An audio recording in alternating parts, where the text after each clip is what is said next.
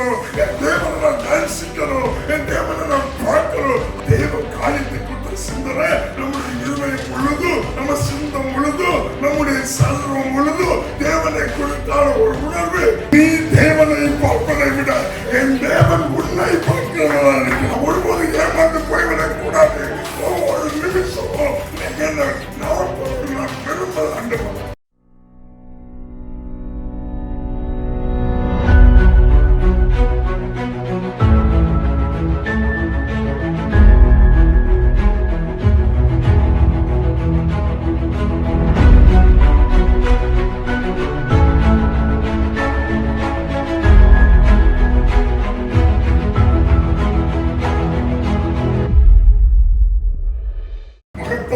ரட்சிப்பை தேவன் நமக்கு தந்திருக்கிறார்.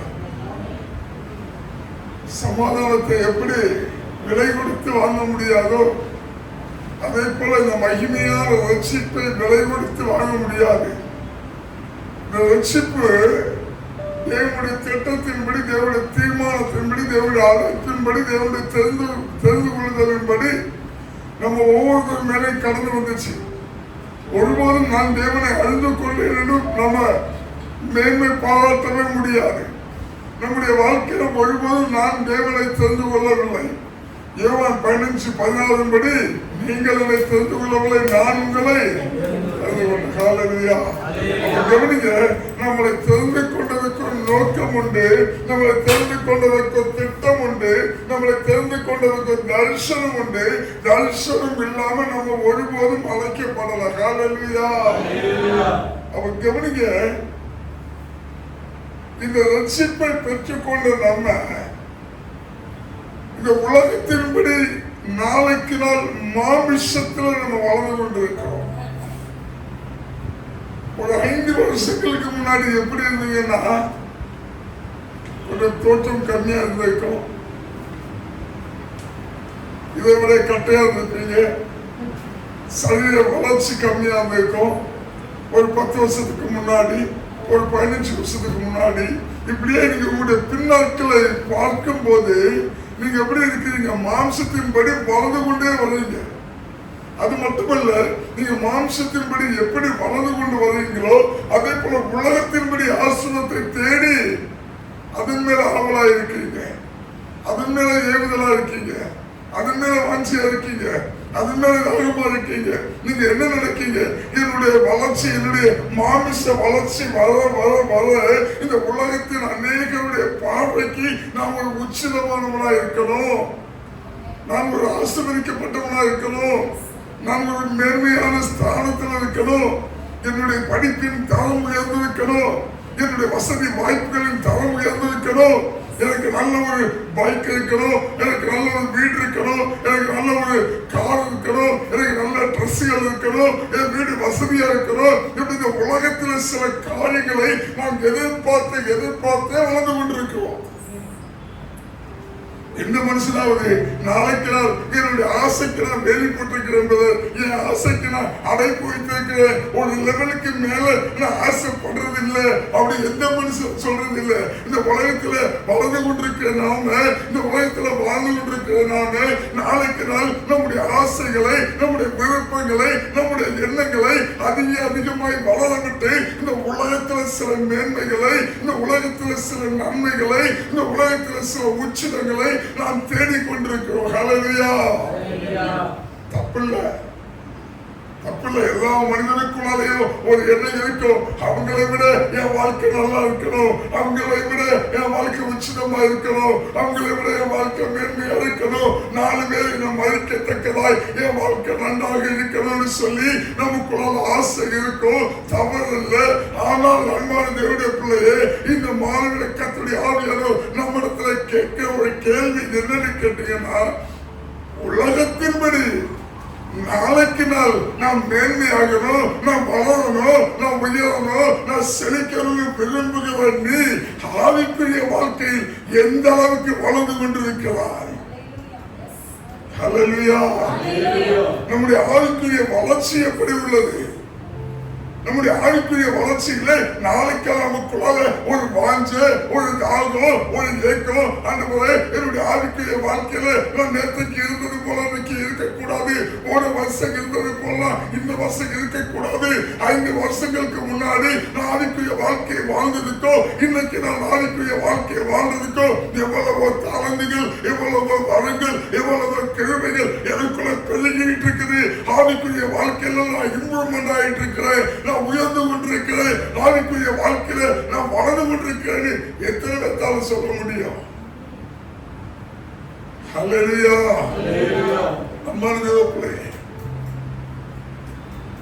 ரட்சிக்கப்பட்டிருக்கிற நமக்குள்ளால எந்த அளவுக்கு இந்த உலகத்துல அநேக காரியங்களை பெற்றுக்கொள்ளணும் சொல்லி ஒரு வாஞ்சை இருக்குதோ அதே போல ஆவிக்குரிய வாழ்க்கையில நாளைக்கு நாள் எனக்குள்ளால வரங்கள் வேணும், எனக்குள்ளால தாளந்துகள் வேணும், எனக்குள்ளால நற்கிரிகள் வேணும், எனக்குள்ளால நற்கனிகள் வேணும், எனக்குள்ளால நற்குணங்கள் வேணும், எனக்குள்ளால தேவ வல்லமை வெளிப்படணும், எனக்குள்ளால தேவ சாயம் வெளிப்படணும், தேவனை நான் பிரதிபலிக்கணும் அப்படி சொல்லி ஆவிக்குரிய வாழ்க்கையில ஒரு தேவ பிள்ளைக்குள்ளால ஒரு வாஞ்சையோ ஒரு தாகமோ ஒரு ஏக்கமோ வளர்ந்து கொண்டே இருக்குமா இருந்தால் அந்த ஆவிக்குரிய தேவ பிள்ளைக்குள்ளால அநேக காரியங்களை தேவன் செய்ய வல்லமையுள்ளவராக இருக்கிறார். இந்த ஒரு மனுஷன் தேவ சமூகத்துல தாகத்தோடு வருகிறாரோ அந்த மனுஷனை கொண்டு தேவன் தேசத்துல சில தாக்கங்களை உண்டு பண்ண அவர் வல்லமை உள்ளவராக இருக்கிறார். சங்கீதம் 91:14 வசனத்தை நம்ம வாசிக்கலாம். அவன் என்னிடத்தில் வாஞ்சியாய் இருக்கிறபடியால் அவன் என்னிடத்தில் வாஞ்சியாய் இருக்கிறபடியால் அவனை விடுவிப்பேன், என் நாமத்தை அவன் அறிந்திருக்கிறபடியால் அவனை உயர்ந்த அடைக்கலத்திலே வைப்பேன். பாருங்க வசனம் என்ன சொல்லுது, அவன் என்னிடத்தில் வாஞ்சியாய் இருக்கிறபடியால். அன்பா தேவ பிள்ளையே, எந்த ஒரு தேவ பிள்ளை தேவனிடத்தில் நாளைக்கு வாஞ்ச தாகம் வாஞ்சனை என்ன நினைச்சீங்க? வாஞ்சை கொண்டு சொல்லணும்னா வாஞ்சைங்கிறது தாகம், ஏக்கம், ஆசை, விருப்பம், நேசம், அன்பு, இதெல்லாம் வாஞ்சை. பாருங்க, எவன் ஒருவன் அவரிடத்தில் வாஞ்சியாக இருக்கிறாரோ அவனை விடுவிப்பார். நம்ம நினைச்சுக்கிட்டு இருக்கிறோம் நான் விடுவிக்கப்பட்டிருக்கிறேன் அப்படி நினைச்சுக்கிட்டு இருக்கிறோம். அன்பான தேவனுடைய பிள்ளையே, விடுதலையை பெற்றுக்கொள்ள வேண்டும் என்று விரும்புகிற நாம உலகத்துல சில காரியங்களை குறித்து உலகத்தையே நிலைத்து வாழ்ந்து கொண்டு இருப்போமானால் உலகத்தின் மாயையில் சிக்கி கொண்டிருக்கிறோம். உலகத்தின் மாயை நீ நினைக்கிறது போல உலகத்தின் மாயை ஒருபோதும் உன்னை தேவனிடத்தில் கட்டி சேர விடாது, தேவனோடு ஐக்கியம் கொள்ள விடாது, தேவனோடு தாழ்வு கொள்ள விடாது, தேவன் மேல வாஞ்சியாக இருக்க விடாது. அது என்ன செய்யணும்? ஒவ்வொரு நாளும் நீ காலையில் எழும்பினது ராத்திரி தூங்க போது வரைக்கும் உலக காரியங்களை சிந்திக்க வைக்கும், உலக காரியங்களை எண்ண வைக்கும், உலகத்தின் மேல சில காரியங்கள் மேல வாஞ்சையின் தாழ்வுமாய் இருக்க வைக்கும். ஹல்லேலூயா. கவனிங்க, நம்ம எந்த அளவுக்கு உலகத்துல சில காரியங்களை விரும்புகிறோமோ அதே போல நம்முடைய இருதயத்துல எப்பமானவரை உங்க கிருபைகள் எனக்குள்ள வெளிப்படணும், ஒரு வல்லம் எனக்குள்ள வெளிப்படணும், அந்த மரங்கள் எனக்குள்ள வெளிப்படணும், உங்க தாளந்துகள் எனக்குள்ள வெளிப்படணும். எத்தனைக்குள்ள ஆசை இருக்கு. ரட்சிக்கப்பட்டு இன்னும் ஏதோ ஒரு மண்ணு மாதிரி நான் வர்றேன், சர்ச்சைக்கு வர்றேன், நான் போறேன், சர்ச்சைக்கு வர்றேன், நான் போறேன், இப்படி அன்றாட வாழ்க்கை வாழ்றதுக்காக கர்த்தர் அழைக்கல.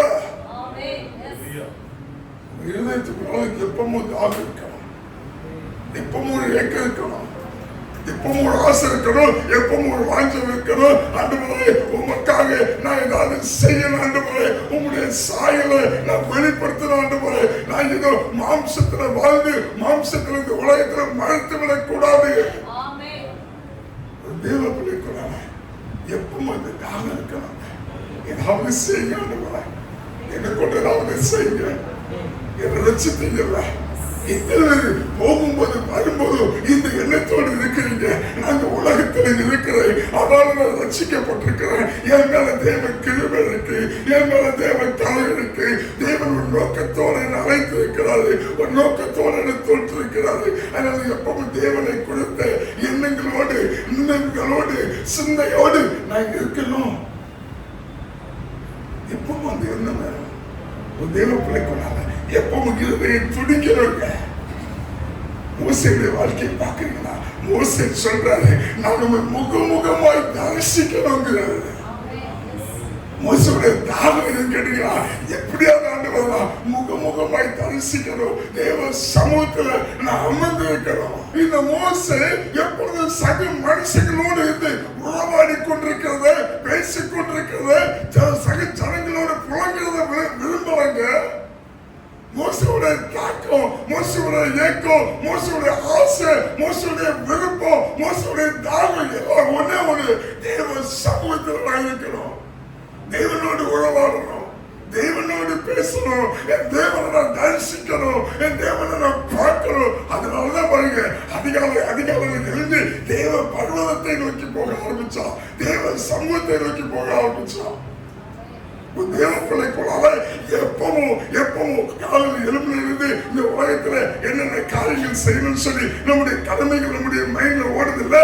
இதே போல தேவ காரியத்தை கொடுத்த சிந்தனை நம்முடைய இருதயம் முழுதும், நம்ம சிந்தம் முழுதும், நம்முடைய சரீரம் முழுதும் தேவனை குறித்தான ஒரு உணர்வு இருந்துகிட்டே இருக்கணும், தாகமா இருக்கணும். மோசைக்குள்ள ஒரு தாகம் இருந்ததுனாலதாங்க மோசையை பார்த்தான்னு சொல்றாரு, என் அறை வீட்டுக்குள் எங்கும் உண்மை உள்ளவர். ரட்சிக்கப்பட்டுறேன், நான் ஆண்டவருக்குள்ள இருக்கிறேன், நான் சபையில இருக்கிறேன், ஆனா எனக்குள்ள தாளம் இல்லை, எனக்குள்ள கிருபை இல்லை, எனக்குள்ள வரங்கள் இல்லை, எனக்குள்ள கனிகள் இல்லை, எனக்குள்ள கிரியைகள் இல்லை. இப்படி சொல்லுகிற ஒரு வாழ்க்கை அனுபவம் நமக்குள்ள இருக்குமா இருந்தா அன்பான தேவனுடைய பிள்ளையே நம்ம தோற்று போய்விடுவோம். நம்முடைய நிலைமை பரிதவிக்கப்பட்ட நிலைமையை ஆகிவிடும். எப்பொழுதுமே தேவனை நோக்கி பார்க்கிற ஒரு இருதயம் நமக்குள்ளால இருக்கணும். நம்ம வேற இந்த உலகத்துக்குள்ளால வாசம் செய்யலாம், இந்த உலகத்துக்குள்ள வாழலாம். ஆனா இது குறுகிய நாட்கள் வாழ்க்கை. நம்முடைய நித்தியம் இங்க இல்ல, ராஜ்யத்துல இருக்குது. ஹல்லேலூயா. கவனிங்க, ஒரு ஆசை இருக்கணும், ஒரு ஆசை இருக்கணும், ஒரு தாகம் இருக்கணும். ஆண்டவரே, உங்க வல்லமை எனக்குள்ள வெளிப்படலாம் ஆண்டவரே, உங்க மகிமை எனக்குள்ளது வெளிப்படலாம் ஆண்டவரே, உங்க வளங்கள் எனக்குள்ளது வெளிப்படணும். எத்தனை பேத்துக்குள்ள தாகத்தோடு வாழ்ந்துட்டு இருக்கிறோம். ஒவ்வொரு நாளும் ஆண்டவரே எனக்குள்ளால உங்க மரங்களை வைங்க, எனக்குள்ளால உங்க தாழ்ந்துகளை வைங்க, எனக்குள்ளால உங்க அந்த கேரக்டர்ஸ, அந்த நற்குணங்களை, அந்த நற்கிரியைகளை, அந்த நற்கரிகளை எனக்குள்ள வைங்க ஆண்டவரே. எத்தனை பேர் ஒவ்வொரு நாளும் நம்ம எத்தனை பேர் கேட்கிறோம்? உலக பூர்வமாக என்னென்ன தேவையோ அதெல்லாம் கேட்கிறோம். ஆண்டவரே தேடுங்கள் தேடுங்கள் தேடுங்கள் சொன்னதை விட்டுட்டோம். அவன் நான் கொடுப்பேன் கொடுப்பேன் கொடுப்பேன் சொன்னதை பிடிச்சிட்டு இருக்கிறோம். ஹல்லேலூயா. நல்ல கவனிங்க, 100 பேத்துல ஒருவன் மட்டும் பெற்றுக் கொள்வதற்கு இது குழுக்கள் முதல்ல கொடுக்கிற பரிசு அல்ல. 100 பேத்துல ஒருவன் மட்டும் பெற்றுக்கொள்ள இது அதிர்ஷ்ட பரிசு அல்ல. 100 பேத்துல ஒருவன் மட்டும் பெற்றுக்கொள்ள இது ஓட்டப்பந்தயம் அல்ல. அன்பான தேவப்பிள்ளையே, நீ தாகத்தோடு எத்தனை தேவனை நோக்கி பார்க்க வாஞ்சியா இருக்கிறியோ, தாகத்தோடு இருக்கிறியோ, உன்னை நாப்ப அவர் வல்லமை உள்ளவராக இருக்கிறார். எத்தனை பேர் தாகத்தோடு இருந்தாலும் சரி, எத்தனை பேர் வாஞ்சி இருந்தாலும் சரி, எத்தனை பேர் தேவன் ஆண்டவரே உங்க மரங்கள் எனக்குள்ள வேணும் சொல்லி விரும்பினாலும் சரி, அவர் மரங்களினால உங்களை நிரப்ப அவர் வல்லமை உள்ளவராக இருக்கிறாருங்க. கேட்க வேண்டியது, இந்த கிறிஸ்தவ வாழ்க்கை நாம் வீணாய் வாழ்ந்து விடக்கூடாது. இந்த ரட்சிப்பின் வாழ்க்கையை, இந்த மேன்மையான வாழ்க்கையை நாம் வீணாய் வாழ்ந்து விடக்கூடாது. கேட்கணும். தாவீதை பார்த்த ஆண்டவர் என்ன சொல்றாரு? என் இருதயத்துக்கு ஏற்ற தாசன் சொல்றாரு. தாவீதை பார்த்து ஏன் சொல்றான்னு நினைக்கிறீங்க? 42வது சங்கீதம் 1வது 2வது வசனத்தை வாசிக்கிறேன். மானானது நீரோடைய வாஞ்சித்து கதறுவது போல, நீரோடைய வாஞ்சித்து கதறுவது போல, தேவனே என் ஆத்துமா உம்மை உம்மை வாஞ்சித்து உம்மை கதறுகிறது. வாஞ்சித்து கதறுகிறது. அதை கவனிங்க. மானுக்கு காட்டுக்குள்ள தண்ணீர் கிடைக்கல, தண்ணியை தேடி அது என்ன செய்யும்? ஊருக்குள்ளால வந்துடும். ஏன்னா தண்ணிக்காக அவ்வளவு அலைந்து தெரியுமா? தாவீது சொல்றாரு, மானானது நீரோட வாஞ்சித்து கதறுவது போல என்னுடைய ஆத்துமா கதறுகிறது. தொடர்ந்து அடுத்த வசனத்தை வாசிங்களா. என் ஆத்துமா தேவன் மேல், என் ஆத்துமா தேவன் மேல், ஜீவனுள்ள தேவன் மேலேயே ஜீவனுள்ள தேவன் மேலேயே தாகமாயிருக்கிறது. ஆத்மா ஒவ்வொரு நிமிஷமும் ஜீவனுள்ள தேவன் மேல தாகமா இருக்கிறவங்க. உலகத்துல என்னென்ன காரியத்து மேல நம்ம தாகமா இருக்கிறோம் இல்ல, தேவன் மேல எவ்வளவு தாகமா இருக்கிறோம் நமக்கு நாமே கேட்கிறோம். அம்மா தேவப்பிள்ளைய ஒவ்வொரு நாளும் நான் தேவனுக்குள்ளால எவ்வளவு தாகமா இருக்குன்னு காரியத்தை கொடுத்து நமக்கு நாமே சிந்திக்கலன்னா இந்த கிறிஸ்தவ வாழ்க்கையில நம்ம தோற்று போயிடுவோம், நம்ம கைவிடப்பட்டுருவோம். நம்முடைய நிலைமை பரிதவிக்கப்பட்ட நிலைமையாய் மாறிவிடும். அதனால கிறிஸ்தவ வாழ்க்கைய ஏனோ தானோன்னு நீ வாழ்ந்துடக்கூடாது. நீ உலகத்துக்கு வாழ்றவன் அல்ல, கிறிஸ்துவுக்காய் வாழுகிற தேவ பிள்ளை. நீ கிறிஸ்துடைய சாயல், நீ கிறிஸ்துடைய வல்லமை பெற்றிருக்கிறவள், நீ தேவனுடைய வல்லமை பெற்றிருக்கிறவன். ஏனோ தானோன்னு வாழ்ந்து விடக்கூடாது. தாவீது சொல்றாரு, மானானது நீரோடைய வாஞ்சத்தை கதறுவது போல ஆத்துமா கதறணும். கவனிங்க, நமக்கு ஏதாவது ஒரு காரியத்துல தாகம் வந்தா, ஏதாவது ஒரு காரியத்தை நம்ம விரும்புகிறோம், என்ன செய்வோம்? அதை தானே தேடணும், அதை தானே தேடி அடைவோம். தண்ணி தாகம் வந்தா தண்ணியை தேடுவோம், சொத்துக்கு தாகம் வந்தா சொத்தை தேடுவோம், ட்ரெஸ்ஸுக்கு மேல தாகம் வந்தா ட்ரெஸ்ஸை தேடுவோம், ஒரு பைக்குக்கு மேல தாகம் வந்தா பைக்கை தேடுவோம். எப்ப நான் ஒரு பைக் வாங்கலாம். ஒரு வீட்டுக்கு மேல தாகம் வந்தா வீடை தேடுவோம். ஆனா தாவீதுடைய நிலைமையை பார்த்தீங்கன்னா, அவன் அப்படியெல்லாம் தாகம் வரும்போது எது தேவை அது தேடலங்க. தாவீது ஆண்டவர் சொல்றல, என் இருதயத்துக்கு ஏற்றதாசு. ஏன்னா தாவீதுடைய இருதயம் ஏதோ 1-2 இடத்துல தப்பு பண்ணாங்க. மற்றபடி அவனுடைய இருதயம் எப்பொழுதுமே அவர் தாவீது சொல்றது, அதிகாலையில் நோக்கி நான் காத்திருக்கிறேன். தாவீது எல்லா சூழ்நிலைக்கும் எல்லா சந்தர்ப்பத்துக்கும் ஒன்னே ஒண்ணு புரிந்து கொண்டான், அவன் ஒருவரே தேவன். சங்கீதம் 63:1 வாசிக்கிறார். சங்கீதம் 63:1. தேவனே, தேவனே நீர் என்னுடைய தேவன். நல்ல கவனிங்க, தாவீது என்ன சொல்றான்?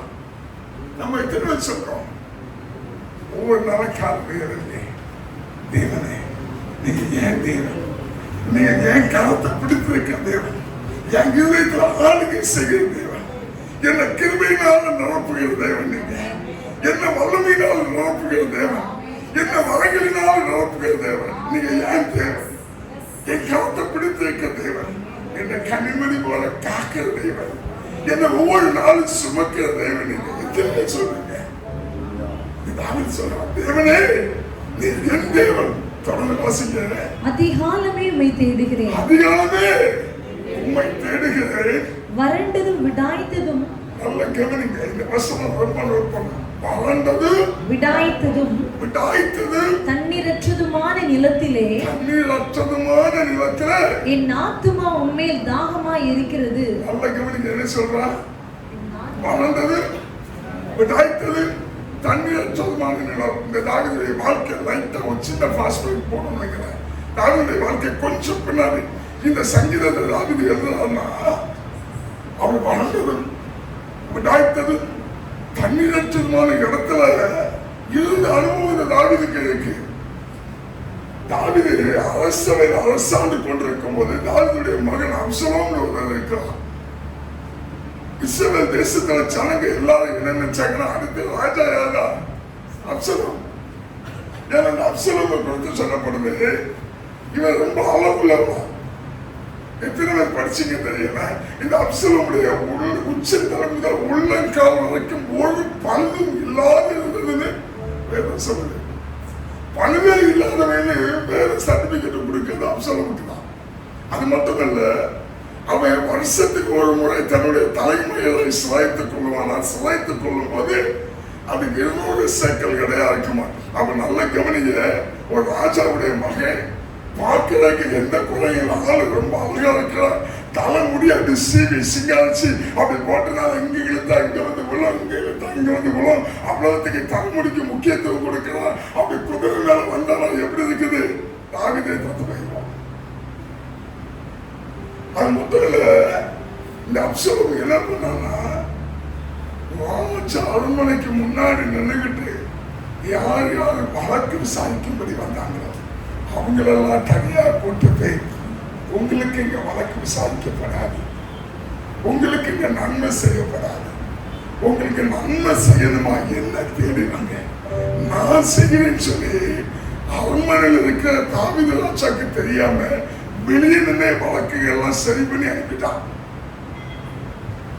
இஸ்ரவேல் ஜனங்களுக்கெல்லாம் கணக்காக்கிட்டான். தாவீதுக்கு அடுத்த ராஜா யார்தான்? அப்சலோம். இப்ப பாருங்க, தாவீது ராஜா அப்சலோம் அடுத்த ராஜா அறிவிக்க வந்துட்டாரு. உடனே அப்சலோம் என்ன பண்றாங்க, தாவீதை வளர்த்தான். அரசவையிலிருந்து சில மூப்பர்களை சில பெரியவங்களை தனக்கென்று சேர்த்து கொண்டு தாவீது அரசவையிலிருந்து வளர்த்துகிறான். இப்போ தாவீது என்ன பண்றான் தெரியுமா, யூதயா தேசத்தில் வனாந்தரத்தில் போய் தங்கி இருக்கிறார். இந்த யூதயா தேசத்தில் வனாந்தரம் எப்படிப்பட்டது தெரியுமா, உள்ளதிலேயே மோசமான வனாந்தரங்கிறது யூதயா தேசத்து வனாந்தரம். கிலோமீட்டர் கணக்கில் தண்ணியை பார்க்க முடியாது. அது மட்டும் இல்ல, ஒரே ஒரு காத்து இந்த வனாந்தரத்துல ஒரு காத்து வீசினா 30 அடி உயரத்துக்கு மண் அள்ளி தள்ளுமா. அவ்வளவு கொடிய வனாந்தரம். இந்த வனாந்தரத்துக்குள்ள அப்சலோமுக்கு பயந்து போய் உட்கார்ந்து இருக்கிறான். இந்த தாவீது உட்கார்ந்து இருக்கும் போது இந்த வனாந்தரத்தில் தண்ணி கிடைக்கிறாங்க. ஏன்னா அவன் சொல்றானா 63:1 வறண்டதும் விடாய்த்தது தண்ணீரற்றதுமான நிலத்திலே, நல்லா கவனிங்க, வறண்டது விடாய்த்தது தண்ணீரற்றதுமான நிலம். இப்ப பாருங்க, ராஜா மாதிரி வாங்கிட்டு இருக்கான். மகனால தோற்றப்பட்டான். மகனால தோற்றப்பட்டது யூதா தேசத்துல வந்து யூதயா வனாந்தரத்துல வந்து வறண்டு போய் இருக்குது. தண்ணிக்கு வாய்ப்பே இல்லை. தாய்த்து போயிட்டான். எதனால? தண்ணி தாகத்தினால. தண்ணி தாகத்தினால தாய்த்து போயிருக்கிறான். இங்க என்ன இல்லையா, நீரூற்று இல்லையா,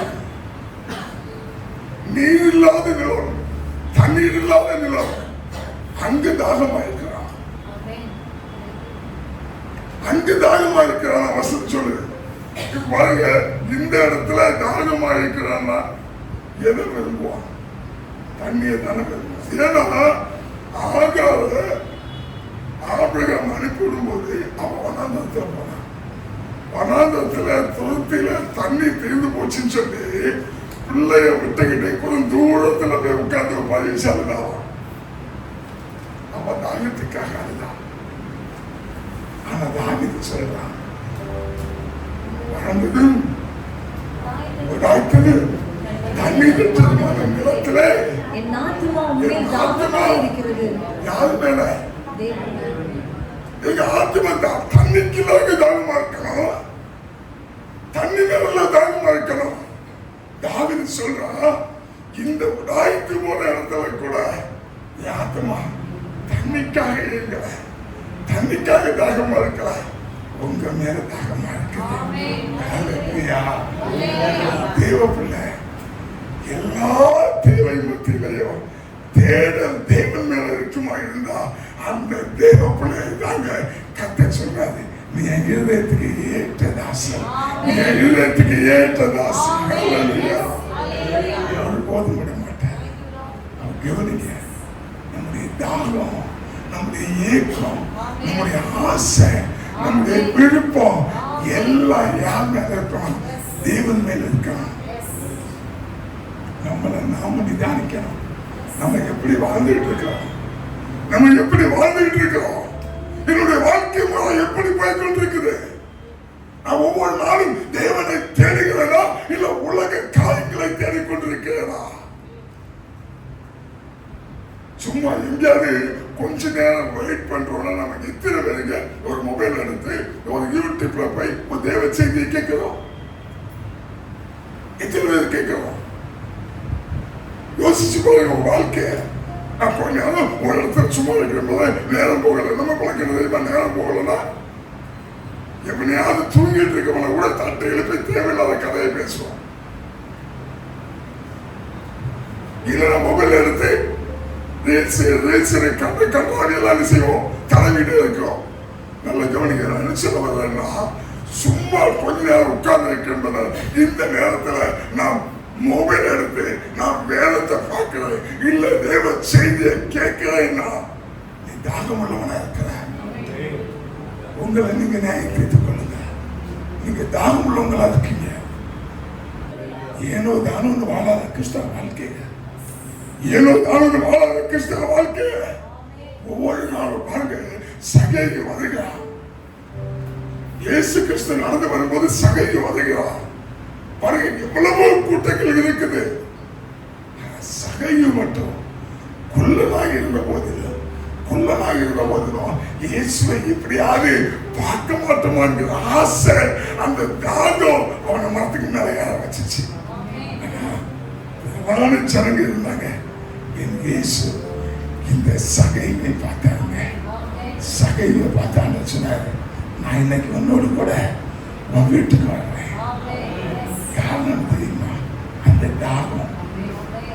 தாகம் ஒரு மனுஷனுக்குள்ளால தாகம் இருக்குமா இருந்தா நீ தேவனை பார்ப்பதை விட என் தேவன் உன்னை பார்க்கிறவனா இருக்கிறார். பக்கத்துல சொல்லுங்க, அவரின் மேல ஆசைப்படுங்க, அவரின் மேல தாகமா இருங்க, அவரின் மேல வாட்சியா இருங்க, அவருக்காக வாழுங்க. உலகத்துக்காக வாழ்ந்து இந்த உலகத்தால ஏமாற்றப்பட்டு விடுவாய். உலகத்துக்காக வாழ்ந்து இந்த உலகத்தால கைவிடப்படுவாய். இல்ல ஒருத்தங்க சபைக்கு வரும்போது மட்டும் நல்ல நீட்டா வர்றாங்கன்னு நம்ம என்ன சொல்றோம்? நினைக்கிட்டு வந்துட்டாங்க. சொல்றீங்க, எப்போதுமே சபைக்கு வரும்போது ஒழுங்கா பல்லு விலைக்கு குளிச்சுட்டு வரணும். நல்ல நீட்டா ட்ரெஸ் பண்ணி வரணும். நல்ல நீட்ட பாட்ட மாதிரி வரக்கூடாது. எப்படி வருமா? புது பொண்ணு மாதிரி வரணும். புது பொண்ணு மாதிரி வரணும். அதுக்கு சிறந்த அவரோட ட்ரெஸ் அதை சொல்ல வரல. நான் அப்படி இல்லை. பொண்ணு பொண்ணு மாதிரி வரணும். ஏன் தெரியுமா? இருதயத்தை அவட்ட தொலைச்சிட்டேன். அதனால என் மனவாளனை பார்க்க போறேன். நிச்சயத்துக்கு பொண்ணு அலங்கரிச்சு கொண்டு எப்படி வருவாங்க? நான் நினைக்கிறேன் துடி போட. எப்பண்டா ஏன் இவ்வளவு அலங்காரம், ஏன் இவ்வளவு மினுக்கல்லாகி மனவாளனை பார்க்க போறாங்க? வாழ்க்கை அவரோடு தான் என்ன முடிய போகுது. குறுகிய நாட்கள் நான் அவரோடு சேர்ந்துருவேன். அப்புறம் அவரும் நான் மட்டும்தான் இசைத்து இருப்போம். எங்களுக்கு இடையில யாரும் இல்லை. ஏன்னா என்னுடைய மனவாளன், நான் அவருடைய மனவாட்டை. ஒரு பொண்ணு ரொம்ப அலங்காரம் பண்றதை எங்க அலங்காரம் பண்றாங்க? திருமணத்துக்காக ஆயத்தம் ஆகும்போது கவனிங்க. அப்போ நம்ம மனவாளனை பார்க்க வந்தாலே ஒரு மாதிரி வாழணும்னா எப்படி இருக்கும்? கடமைக்காக வந்துட்டு இருக்கிறோம். தாகத்தில் இல்ல, ஒரு வாஞ்சையில் இல்ல, ஒரு இயக்கத்தோடு இல்ல. என் மனவாளனை பார்க்க போறேன், அவரோட உறவாட போகிறேன், அவரோடு சஞ்சரிக்க போகிறேன். அவர் பேசுறத நான் கேட்க போறேன், நான் பேசுறத அவர் கேட்க போறார். அந்த எண்ணத்தோடு இல்லை. ஒண்ணு உங்களை நீங்க அழகா ஜட்ஜ்மெண்ட் பண்ணலாம். உங்களை நீங்க நல்லா ஜட்ஜ்மெண்ட் பண்ணலாம். ஒண்ணு சொல்ல, உங்க தாகம் எந்த அளவுக்கு இருக்குது நல்லா புரிந்து கொள்ளுங்க. மொபைல் பார்க்கும்போது தூக்கம் வரல, டிவி பார்க்கும்போது தூக்கம் வரல, உலக காரியத்தை பேசிக்கிட்டு இருக்கும் போது தூக்கம் வரல, இந்த உலகத்துல எதை செய்தாலும் தூக்கம் வரல. ஆனா தேவ சமூகத்தில் வந்து இருந்தா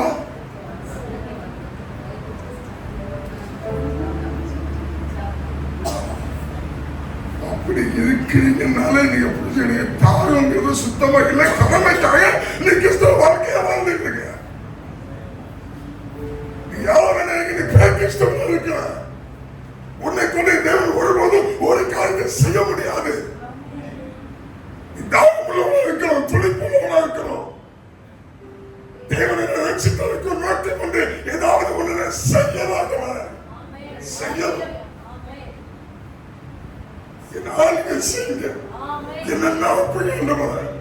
நான் ஒருபோது ஏமாந்து போய்விடக் கூடாது. ஒவ்வொரு நிமிஷமும் நீங்க என்ன நடப்பது நான் விரும்பல. ஆண்டவரே, தாகம் உள்ளவனை அவர் சுமவிட மாட்டார். இந்த உலகத்துல சொல்றான், நான் இதயத்தை தொலைச்சிட்டேன், என் மனசை தொலைச்சிட்டேன், என் மனசை மட்டும் பழி கொடுத்துட்டேன்.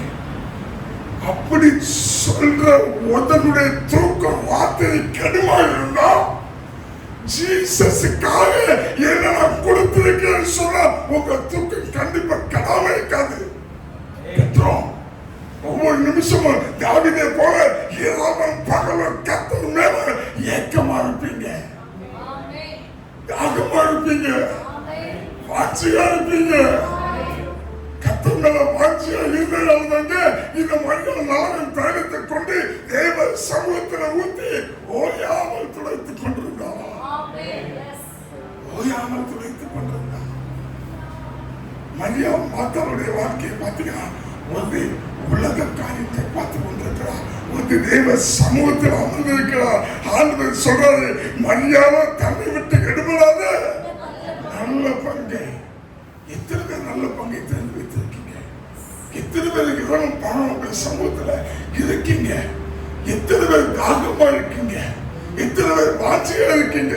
எத்தனை பேர் அந்த 2 வருஷத்துக்கு முன்னாடி நான் இருந்தது போல இருக்கக்கூடாது, 1 வருஷத்துக்கு முன்னாடி இருந்தது போல இருக்கக்கூடாது, போன மாசம் இருந்தது போல இருக்கக்கூடாது.